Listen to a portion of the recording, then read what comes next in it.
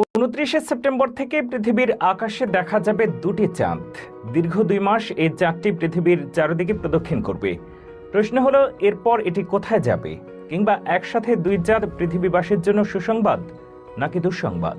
29 September থেকে পৃথিবীতে নতুন আরও একটি চাঁদ দেখা যাবে বলে নিশ্চিত করেছেন জ্যোতির্বিজ্ঞানীরা। space.com এর রিপোর্ট থেকে জানা যায়, নতুন চাঁদটি মূলত একটি ছোট গ্রহাণু, যার নাম 2024 PT5। 29 সেপ্টেম্বর থেকে 25 নভেম্বর পর্যন্ত দেখা মিলবে দ্বিতীয় চাঁদের।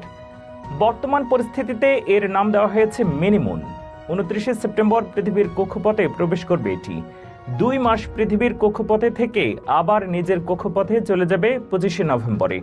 আসলে এটি পৃথিবীকে কেন্দ্র করে ঘুরবে ঠিকই, তবে এটি গ্রহাণুটির স্বাভাবিক প্রক্রিয়া, অর্থাৎ আলাদাভাবে পৃথিবীর কক্ষপথে ঢুকবে না, বরং সেটির কক্ষপথটাই এমন যে পৃথিবীর পাশ দিয়ে যেতে হবে। তবে খালি চোখে নয়, কমপক্ষে 30 ইঞ্চি ব্যাসের শক্তিশালী টেলিস্কোপের মাধ্যমে এটিকে দেখা যাবে। অপেশাদার কোনো টেলিস্কোপ বা দূরবীন দিয়ে 2024 PT5 নামের এই গ্রহাণুটিকে দেখা যাবে না বলেও জানিয়েছেন গবেষকরা। আমাদের আসল ও একমাত্র প্রাকৃতিক চাঁদটি পৃথিবীর সঙ্গে আছে প্রায় 400 কোটি বছর ধরে। সৃষ্টির পর থেকে এটি কখনো পৃথিবীকে ছেড়ে যায়নি। অন্যভাবে বলতে গেলে যাওয়ার সেই ক্ষমতাও চাঁদের নেই। মহাকর্ষ বলের কারণে চাঁদ পৃথিবীর সঙ্গে বাঁধা, চারপাশে ঘুরছে প্রতিনিয়ত। কিন্তু নতুন আসা এই ক্ষুদে চাঁদটি স্থায়ী হবে না। মাত্র 2 মাস পর আবার চলে যাবে আগের ঠিকানায়, মানে নিজ কক্ষপথে।